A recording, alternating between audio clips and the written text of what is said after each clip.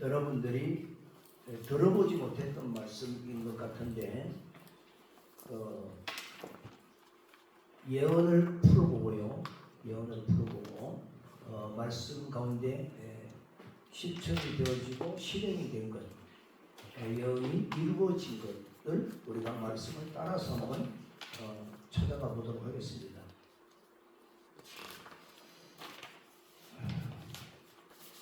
창세기 49장을 볼게요. 창세기 49장.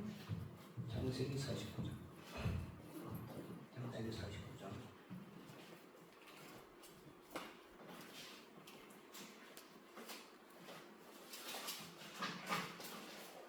창세기 49장.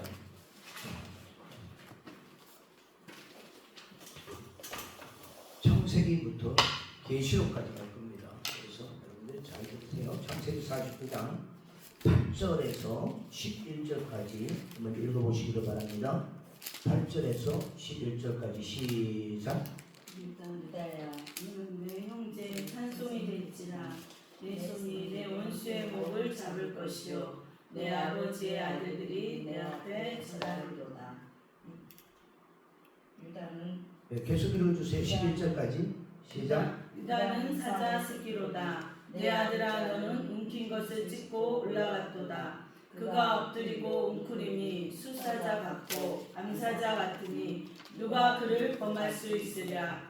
규바요 유다를 떠나지 아니하며 통치자의 지팡이가 그 발 사이에서 떠나지 아니하기를 실로가 오시기까지 이르리니 그에게 모든 백성이 복종하리로다. 그의 나귀를 포도나무에 매며 그의 암나귀 새끼를 아름다운 포도나무에 맬 것이며 또 그 옷을 포도주에 빨며 그의 복장을 포도즙에 빨리로다. 아멘.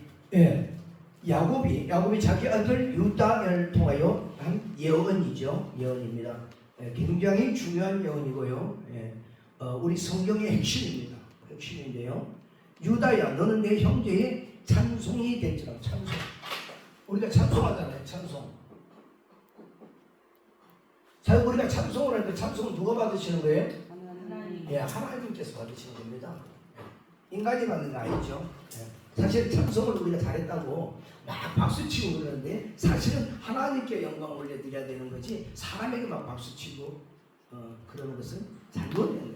잘못된 거예요. 그러면 내가 이미 상을 다 받아버린 거죠. 그러니까 유다는 내 형제의 찬송이 될지라 이렇게 얘기해요. 찬송이 될지라. 어디를 또 넘어가 보시면은 창세기 9장 26절로 가봅니다. 창세기 9장 26절 한번 봐보세요. 하나하나 우리가 좀 알아보기로 원합니다. 창세기 9장 26절 시작. 또 이르되 셈의 하나님 여호와를 예, 맞아요. 예, 시작. 또 이르되 셈의 하나님 여호와를 찬송하리로다. 가나안은 셈의 종이 되고. 예, 이 사건이 어떻게 된 사건이냐면요.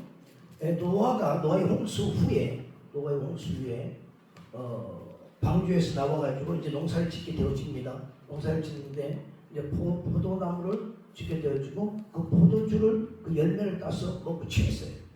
취해가지고 발가벗고 누워 있습니다. 그런데 그 노아에게는 세 아들이 있죠. 셈과 함과 야벳이 있습니다. 그런데 함은 자기 아버지의 벌거벗은 것을 보고 비방하고 조롱하고 이렇게 하는데요.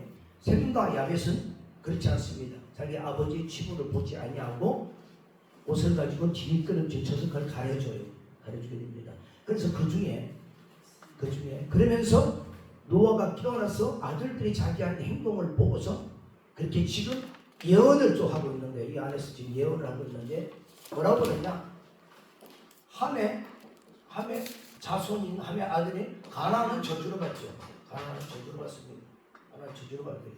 그런데요, 그 중에 셈과 야벳은 복을 받는데, 야벳의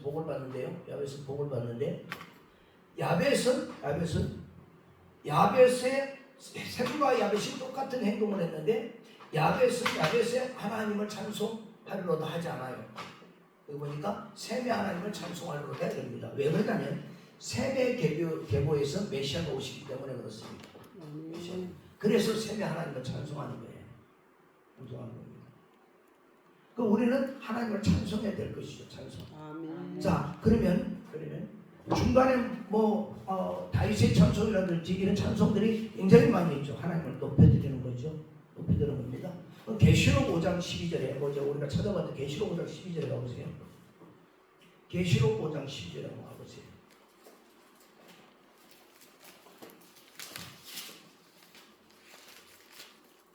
계시록 5장 12절에 시작.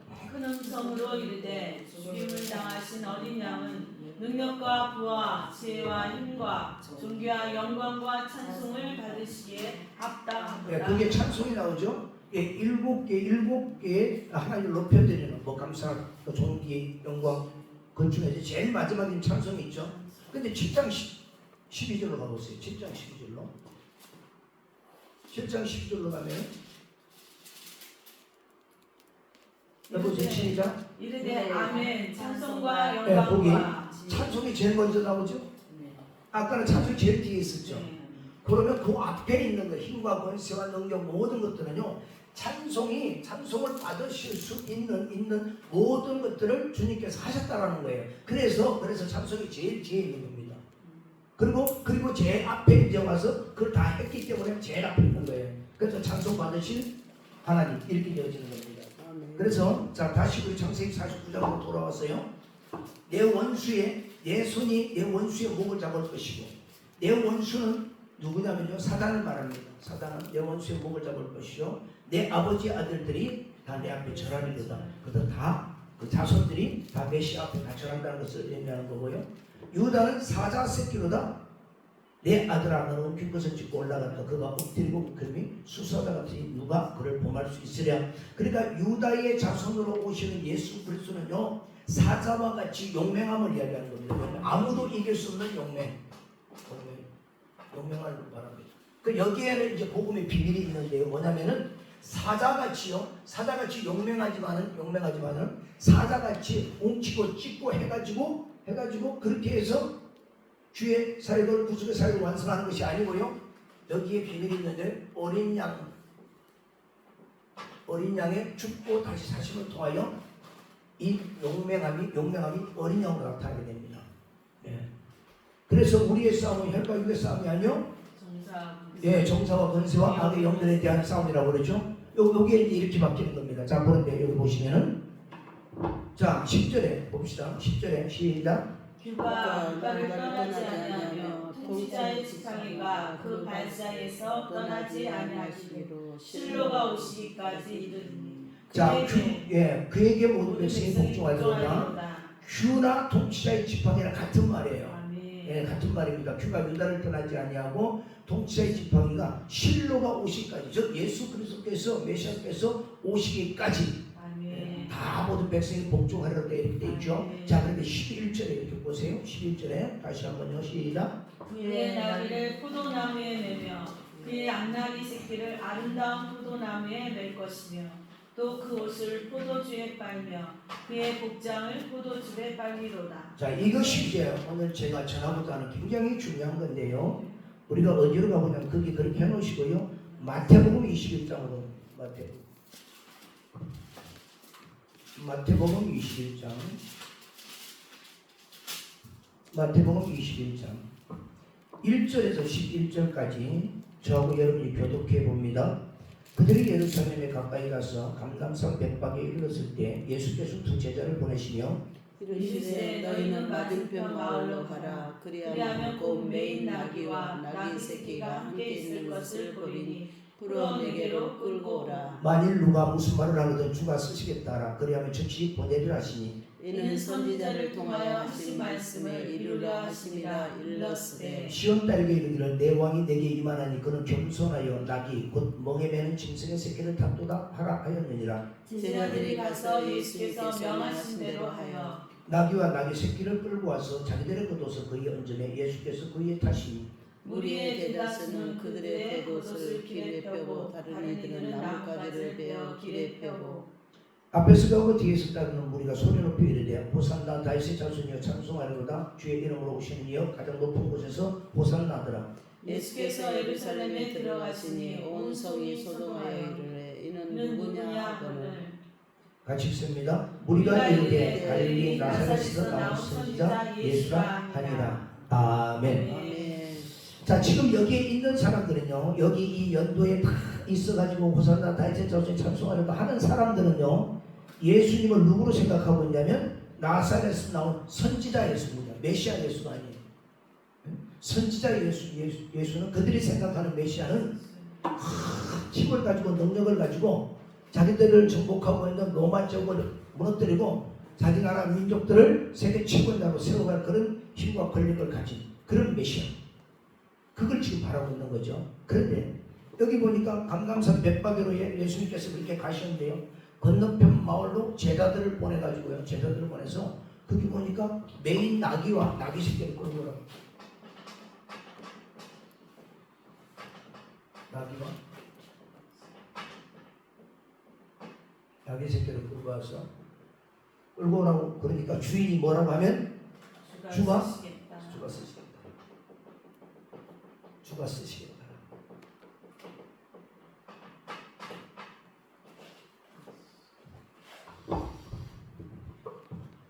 예전에 제가 이제 은혜 받을 때 기도 같은 데 이제 가잖아요.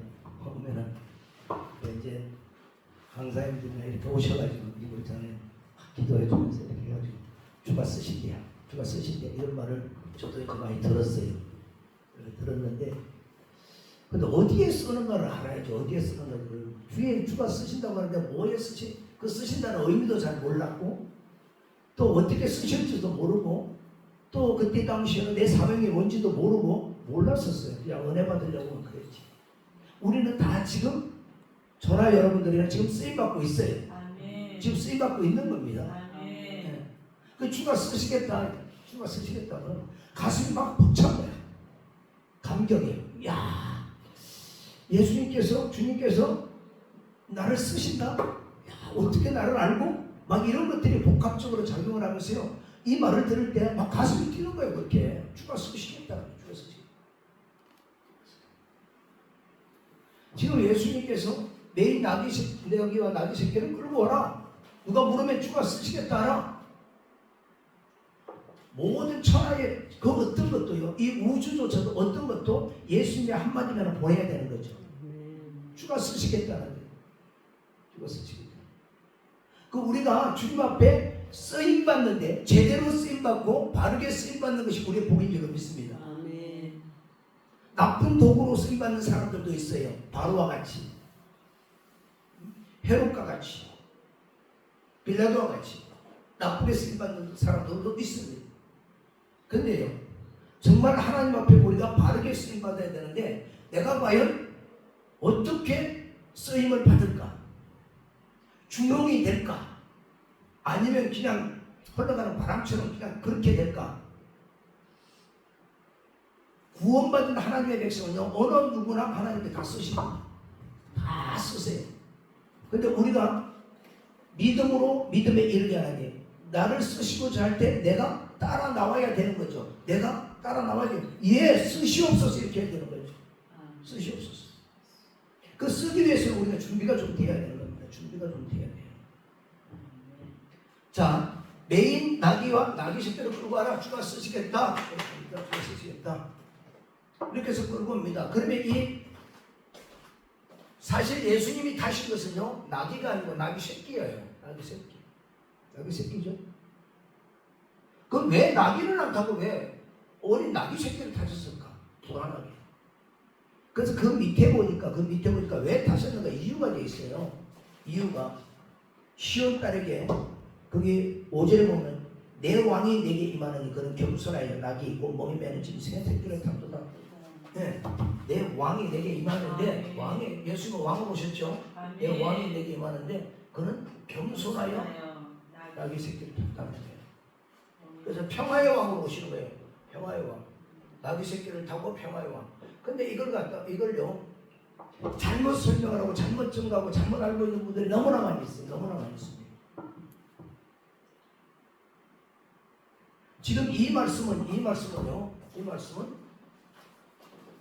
스가랴 9장 9절의 말씀에 인용해요. 스가랴 9장 9절의 말씀에 인용해요. 그러면 겸손하여져서 겸손하여서 평화의 왕으로 오셨다. 평화의 왕으로 오셨다. 이 평화는 어떤 평화일까요? 어떤 평화일까요? 우리끼리의 평화, 로마와 자기들의 비정복민이잖아요. 그들과의 평화, 이런 평화가 아니에요. 하나님과 우리 사이의 평화예요. 아멘. 예수는 화목 제물이 되셨죠? 예, 우리와 화목하게 평화가 되기 위해서 화목 제물이 되신 거예요. 하나님과 우리를 화목시키기 위해서. 그런데 왜 나귀 새끼를 타셨을까? 나귀 새끼는 평화의 동물이에요? 평화의 동물일까? 나귀 새끼는 아니, 승리의 왕으로 오시는 분은요 100마를 타요. 근데 예수는 겸손해서 나귀를 탔다고 그래요. 겸손해서. 겸손을 잘못 착각하면 안 되고요. 우리가 생각하는 사회적, 도덕적 이런 겸손이 아니에요. 착각하고 있다는 거예요. 자, 우리가 스가랴 9장 9절로 가봅시다. 스가랴 9장 9절. 스가랴 9장 9절. 스가랴 9장 9절. 스가랴 9장 9절.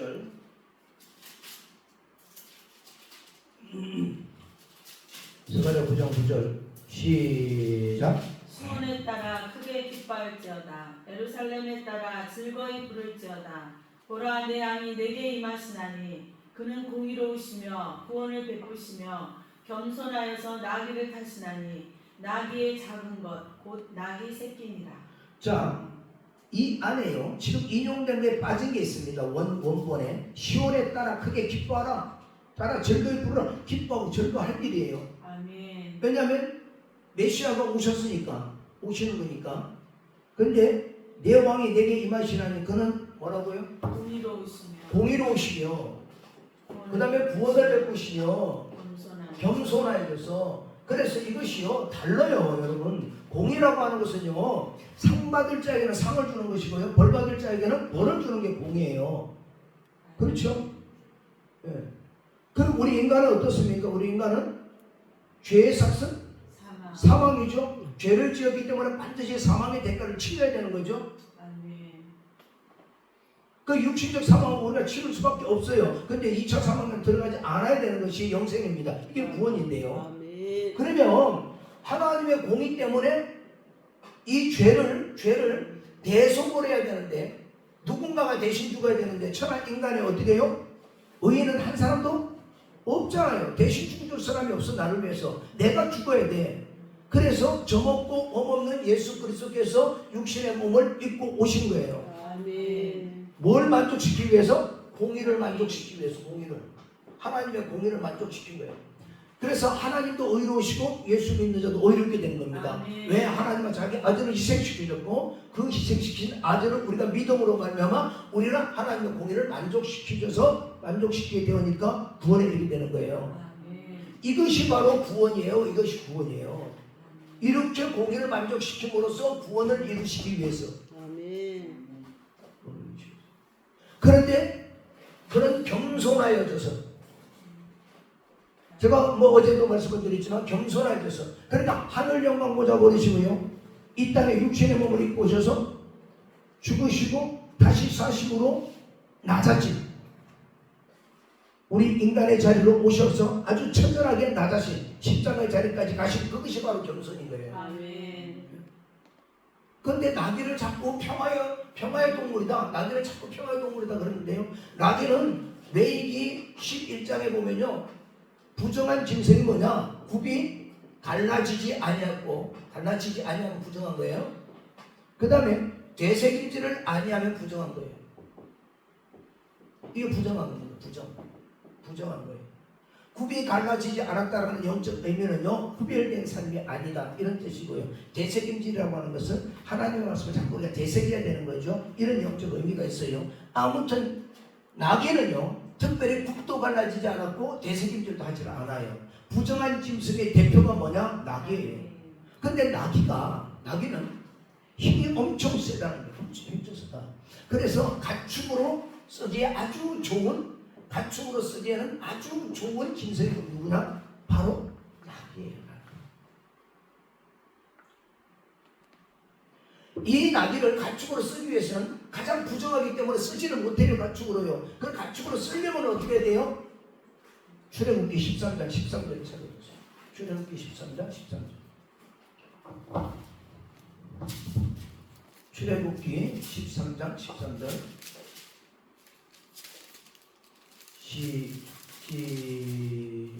시작. 나귀의 첫 새끼는 다 어린 양으로 계속할 것이요 그렇게 하지 아니하려면 그 목을 꺾을 것이며 내 아들 중 처음 난 모든 자를 대속할 것이며. 대속이 나오고 지금 나귀는 뭐로 대속을 하라고 그래요? 어린 양으로 대속을 해요. 나귀는 어린 양으로 대속을 해라. 어린 양으로 대속을 하고, 대속하지 않으면 어떻게 해요? 나귀는 죽여야 돼요. 목을 꺾어야 돼요. 그러면 여기 매여 있는 나귀가 어린 나귀 새끼가 있다고 한 것은 이 나귀는 이미 짐승인 양으로 지금 뭘 했다는 거예요? 대속했다는 거예요. 아멘. 그래서 지금 쓰이고 있는 겁니다. 아멘. 이거는요 예수님이 탈 필요가 없어요. 사실요. 이것을 타야 돼요. 아직 멍에 매지 않았잖아요. 아직 가축으로 안 쓰고 있다 이런 말이에요. 응? 가축으로 쓰려면 어떻게 해야 된다고요? 어린 양으로 대속을 해야 돼요. 대속을. 그래서 나귀 새끼를 타신 것은 어린 양 되시는 예수 그리스도께서 우리 인간을 대속하는 것을 보여주시기 위한 행위 계신 거예요. 행위 계신 거예요. 아멘.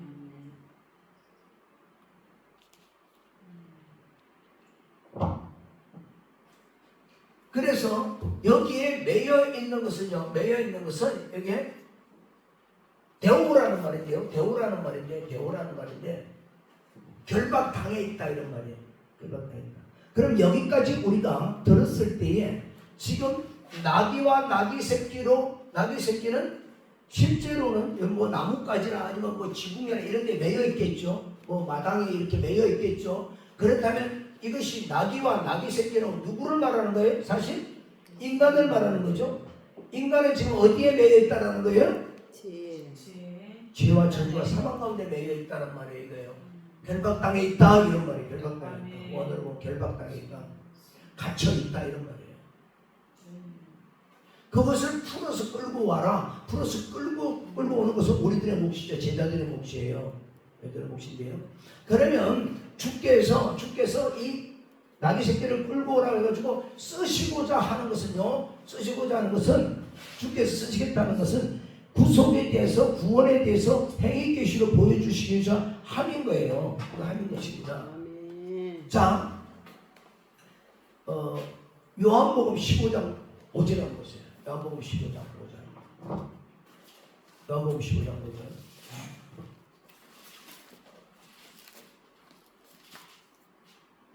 시작. 나는 포도나무요 너희는 가지라. 그가 내 안에 내가 그 안에 거하면 사람이 열매를 많이 맺나니 나를 떠나서는 너희가 아무것도 할 수 없습니다. 네. 지금 예수님께서 자신을 포도나무라고 지금 이야기를 하죠. 포도나무라고. 그렇다면 우리가 다시 이제 창세기 49장으로 넘어가 봅니다. 창세기 49장. 창세기 49장으로 넘어가 봅니다. 거기에 49장에 다시 한번 더 자세히 한번 보세요. 49장에 그 보면은 그의 나귀를 11절에 나귀를 포도나무에 매며, 아까 포도나무가 뭐예요? 예수님. 그 나귀는요? 나귀는 자 우리를 말하는데요. 이 나귀는 바로 우리를 말하는데, 이 나귀를 그 14절에 보면은 이사갈에 대한 예언이 있죠. 이사갈은 양의 무리 사이에 필요한 건장한 나귀로다. 인간을 나귀로 비유하는 거예요. 나귀를. 그래서 나귀는 부정한 짐승의 대표인 것이지 평화의 동물을 나타내는 온순한 그런 동물이 아니에요. 나귀의 특징이 뭔지 아세요? 주인이 밥을 주잖아요. 그럼 주인이 급한 일이 있어가지고 짐을 싣고 빨리 가야 돼. 야 일로 와 하면은요, 자기 밥을 먹기 전에는 절대로 따라오진 않아요. 아무리 주인이. 자기 밥을 다 먹어야 알았죠. 짐을 실어주는 거 자기 등에. 그렇게 이제 나귀는 바로 우리 인간을 말하는데, 그러니까 나귀는 우리를 말하고 아멘. 포도나무는 어린 양 되시는 예수 그리스도를 말하는 거예요. 그러면 자 봅시다. 그게 이제 그의 나귀를 포도나무에 매며 그의 암나귀 새끼를 아름다운 포도나무에 맬 것이며, 자 그의 나귀를, 자 우리가 어미 나귀를 봅시다. 포도나무에 매며 그의 암나귀 새끼를 아름다운 포도나무예요.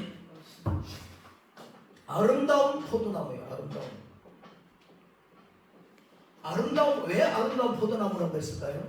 예수님은 나는 포도나무에 너희는 갇히냐 하고 말씀을 하셨는데 왜 아름다운 포도나무라고 하셨을까? 이게 굉장히 이제 이 성경적 의미에서 굉장히 중요한 거예요. 아름답다는 것이 뭐냐면요, 우리가 뭐 다른 걸로 해가지고 아름답다는 뜻이 아니고요, 예수님께서 이 땅에 오셔서 죽고 다시 다시마를 통하여 우리를 위하여 십자가에 달리시고 고통받으시고 모든 걸 했던 그것이 무슨 뭐라는 거예요? 아름답다는. 아멘. 그게 아름답다는. 그래서 우리가요, 여러분, 저나 여러분들이 성령 충만하고요, 하나님 말씀에 순종한 믿음을 잘 걸어가면 얼굴에 빛이 나요. 그런데 그렇지 않고요, 아무리 화장을 떡칠라도 발라도요, 사실 그 속이 어두우면 그 속이 죄가 있으면 얼굴이 꺼볼 수밖에 없는 거예요. 모세 얼굴에 광채가 났잖아요. 아멘. 모세가 뭐 화장빨입니까? 그게 아니잖아요. 그래서 이걸 아름답다라고 그러는 겁니다. 아름다운 포도나무에 맬 것이며. 아멘. 아름다운. 그리고 거기 보니까요, 그 옷을 포도주에 빨며 그의 복장을 포도주에 빨며. 참 이것 때문에 제가 이것 때문에 참 많이 기도했어요. 이게 풀리지를 않아요. 예언이 해석이 안 돼요. 왜냐하면 주석책에도 아무리 찾아봐도 이거는 없어. 그래서요, 이것이 제가 깨달은 게 얼마 되지는 않습니다만, 그 옷을 포도주에 빨며, 왜 그 포도나무에 매고 그 암나귀 새끼를 아름다운 포도나무에 맬 것이며 했으면은 충분한 이 뜻이 전달이 되어졌는데, 계시가 되어졌는데, 그 옷을 포도주에 빨면, 그의 복장을 포도주에 빨려도 이게 무슨 뜻일까? 참 고민을 많이 하고, 아무리 뭐 다른 분들의 뭐 들어가도 없어요. 이런 건 없어요. 그래서 제가 기도하면서 이제 성령께서 알려주시는 거예요. 포도주에 빤다라고 할 때요, 포도주는요, 뭐 피를 상징을 하죠. 그런데 포도주는요, 오래 숙성해요. 그렇죠? 주정을 넣지 않아도 포도주는 오래 담궈놓으면 술이 돼버리죠. 그걸 얘기하면 오래 숙성됐다. 그러면 포도주는 예수님의 보혈을 말하는 것인데, 그러면 예수님은 언제적부터 있었느냐? 언제적부터 있었을까요? 영원전부터. 맞습니다. 영원전부터, 오래전서부터 창세전에 이미 말씀으로 계시던 분이 인간의 역사 속으로 걸어 들어오시는 거예요. 아멘. 오래 숙성되어서 오시는 겁니다. 오래. 이게 포도주예요. 이 포도주를 말합니다. 그렇다면 거기 또 보니까 뭐예요? 포도즙에 빨려.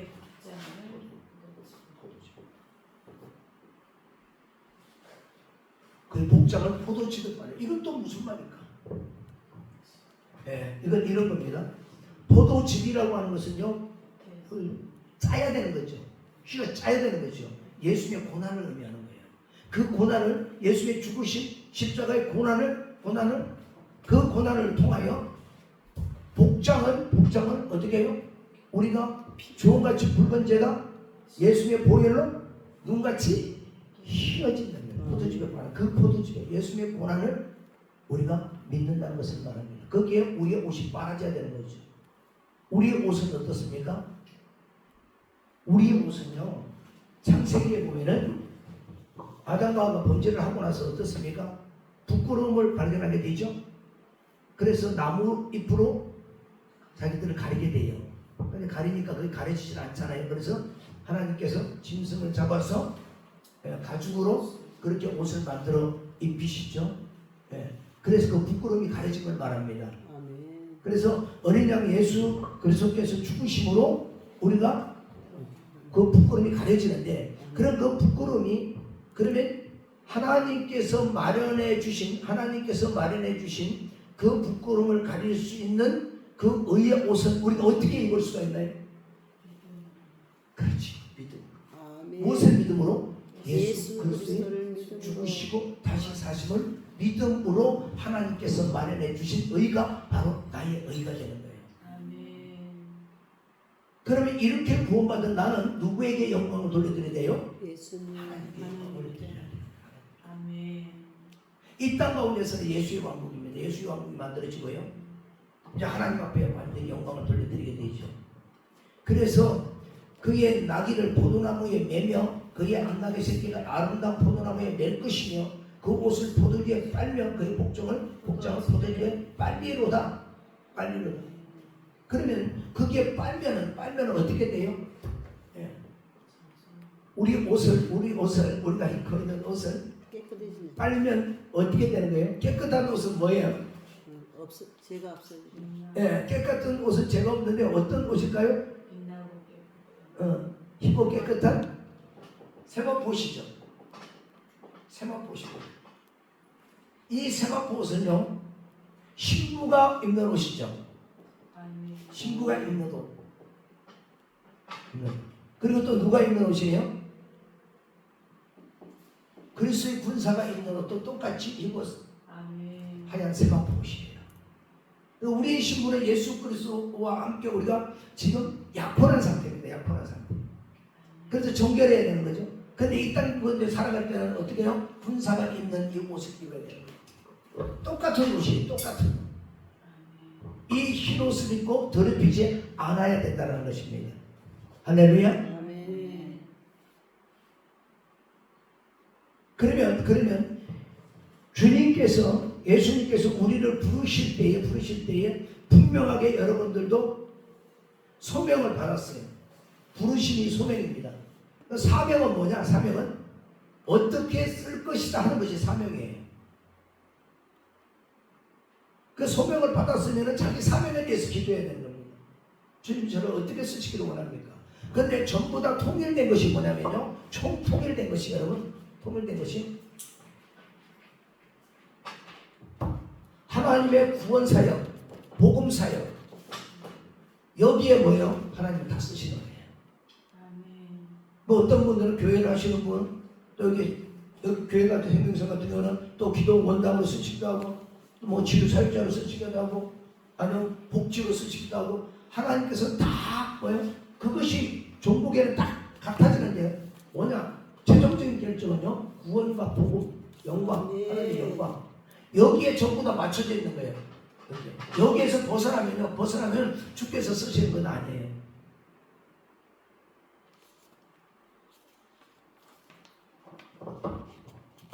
그래서 이 나귀를 타고 어디로 들어가시는 거예요? 어디로? 새 예루살렘 성으로 들어가시는 거예요. 그 연도에 백성들이 호산나 다시아소네요 찬송하려고 이른다는 거예요. 그러면 예수님께서 우리를 우리를 타고 들어가시지만 사실은 우리가 예수님의 피를 밟고 지나가는 거예요. 밟고 가는 거죠.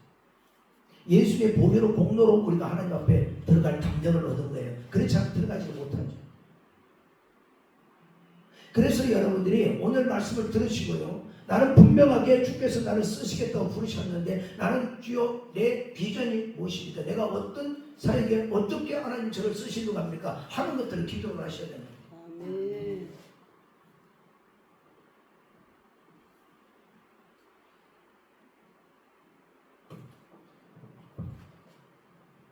그래서 우리는 예수 그리스도의 피의 복음을 따라가야 된다. 다른 걸 따라가는 것이 아니라 자꾸 예수 그리스도의 피의 복음을 따라가야 되는데 자꾸 엇길로 가는 거예요. 자꾸 세상적으로 가려고 그러고 세상적으로 가려고.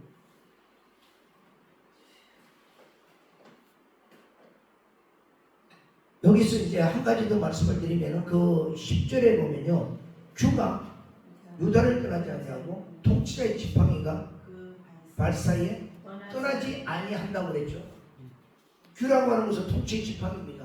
왕이 가지고 있는 그런 지팡이를 말하는 왕홀이라고 그러죠. 왕홀 뭐 그런 거라고 얘기하는데요. 그러면 우리가 한번 이렇게 생각을 해봅시다. 예수님이 탄생을 하셨을 때에 아기 예수가 오셨을 때에 그때에 예수님을 경배하러 온 사람들이 누구였을까요? 동방 박사와 목자들이죠.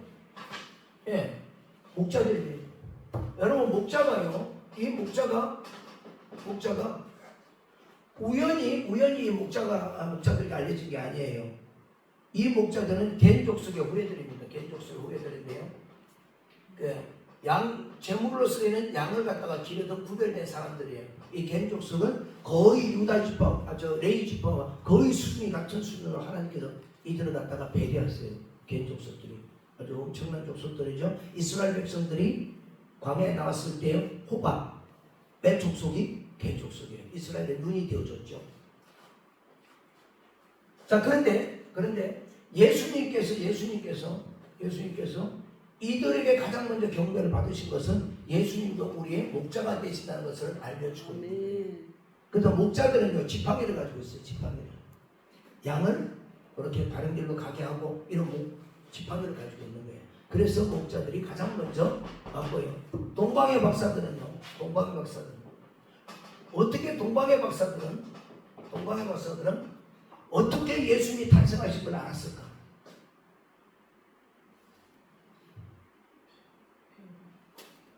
별을 보고 수많은 별이 막 떠오르는데 어떻게 그 별이 예수님 별인 줄 알았을까? 그렇죠. 우리는 성경에다가 질문을 던져봐야 돼요. 예. 자, 그게 이제 좀 그렇게 해보시고요. 민수기를 우리가 가보시는데 민수기 24장 17절.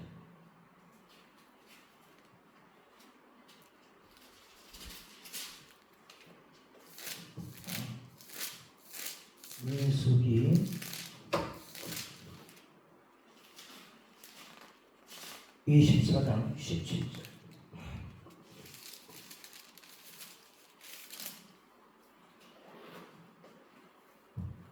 시작.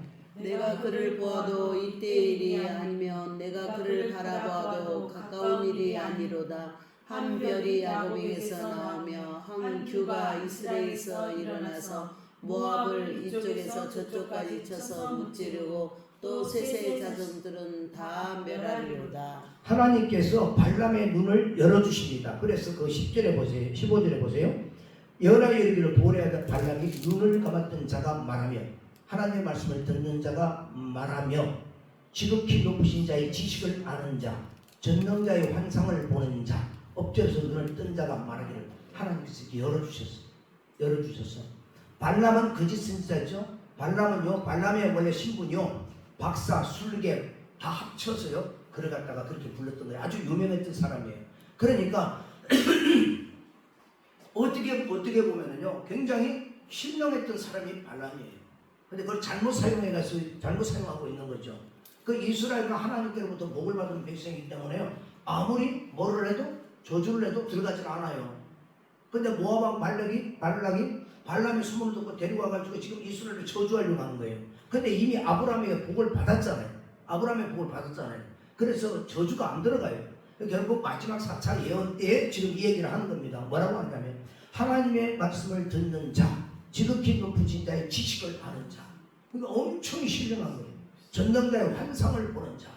엎드려서 눈 뜨다가 말하기를 내가 그를 보아도 이때 일이 아니야. 내가 그를 바라볼 때 지금 가까운 일이 아니야. 한 별이 야곱에게서 나온 거예요. 한 별이 어디에서요? 야곱에게서 나온 거예요. 그러니까 야곱은요, 이스라엘이죠. 이스라엘 진중을 바라보면서 지금 예언하는 거예요. 한 별이 지금 나오고 있는 거예요. 한 별을 지금 보고 있는 거예요. 그러니까 이 별이 한 별이 이스라엘에서 나오고 있고 그가 여기 보니까 한 규가 이스라엘에서 일어나는 거예요. 그리고 왕권이 일어난다는 거예요. 왕의 지팡이. 왕으로 오시는 예수 그리스도께서 오시는 것을 지금 상징적으로 보고 있는 거예요. 환상을 보고 있는 거예요. 그 이 별은 누구만 알아요? 이 별은 아무도 몰라. 이 별은 어떻게 보면은 이걸 지금 기록한 모세하고 저기밖에 모르겠죠. 발람밖에 모르겠죠. 이 발람이 어디 사람이냐? 메소포타미아 사람이에요. 동방박사 왔다고 그랬죠? 동방박사 어디에서 왔느냐? 바로 메소포타미아에서 왔느냐. 그러니까 동방박사들이 그들의 선조가 되는 거예요. 그들의 선조. 약 1500년 전에 선조가 되는 거예요. 그런데 이때에 발람으로부터 엄청난 제물을 받아요. 그래서 자기 곳으로 돌아가. 그래서 메소포타미아로 돌아가요. 가가지고 얼마나 자기가 자랑을 했겠습니까? 야, 그 동료들에게, 동료 박사들에게, 점성하는 사람들, 그런 잡학을 가진 사람들, 이런 사람들이 모이는 박사들 그룹에 자기가 얼마나 자랑을 했겠습니까? 유명한 사람이었으니까. 야, 이리 와봐. 내가 이번에 가가지고 모압 발락이 나를 불러서 이스라엘을 저주하려고 그러는데 애굽에서 나온 그들을 아무리 저주하려고 해도 저주가 안 돼. 저주하려고 안 돼. 그래서 내가 거기에서 그들이 광야에서 진을 치고 있는데 거기서 하나님께서 눈을 열어주시가 보니까 거기에서 별이 나오는데 그리고 큐가 일어나 지팡이가 있어. 그것을 그들에게 알려주고 1500년 뒤에 그들이 대대로 세습이 되어서 내려오는 그들 속에서 후손들이 어느 날 보니까 조상 발람이 봤던 그 별이 뜬 거예요. 그 동방박사들이 별을 보잖아요. 별.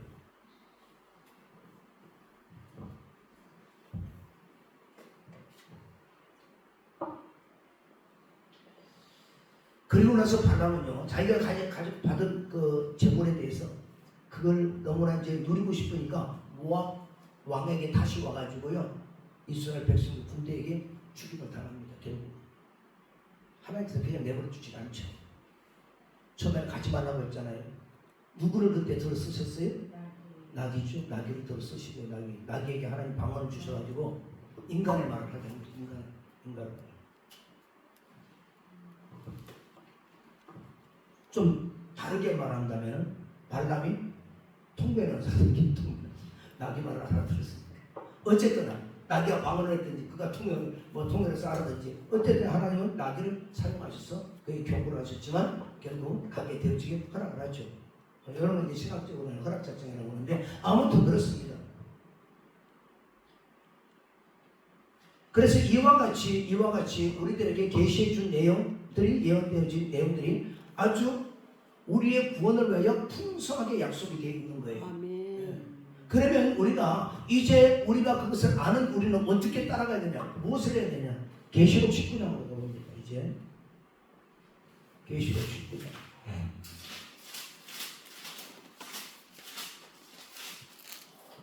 계시록 19장 11절 시작.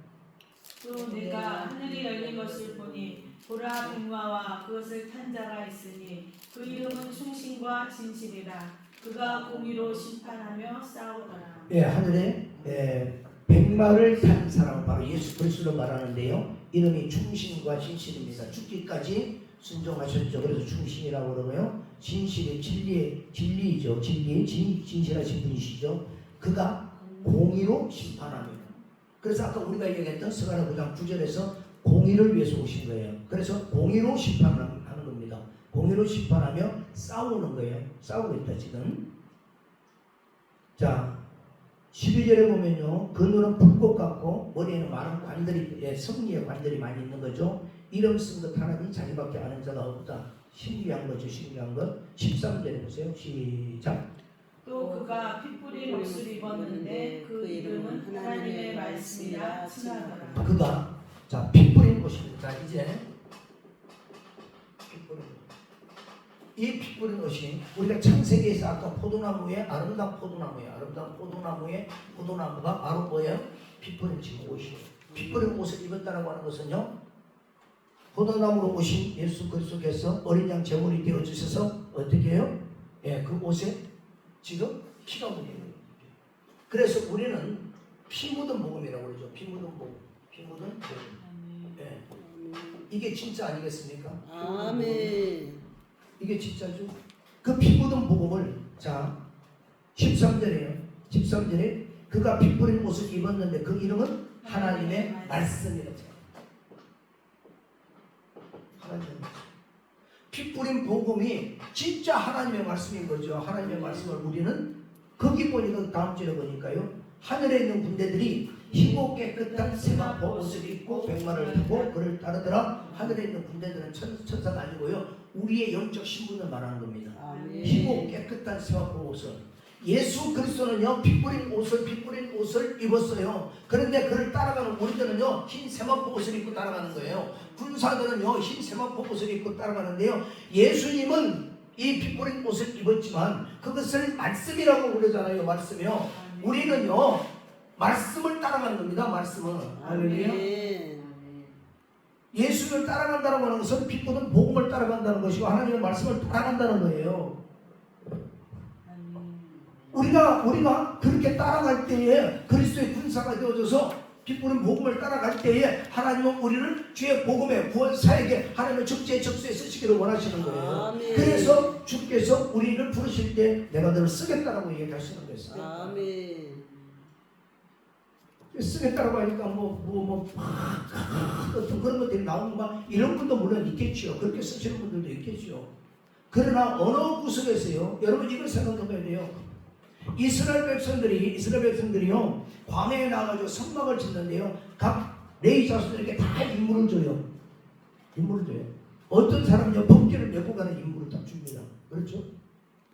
그 어떤 사람은요 불쏘시개, 부상, 또 어떤 사람은 말뚝 이걸 메고 가게 다 줘요. 그런데 보세요. 그 중에 한 가지라도 없으면 성막이 세워집니까? 안 세워지죠. 바르게 세워지지 아니 말뚝 하나만 없어도요 바르게 세워지지 않는 거 아닙니까?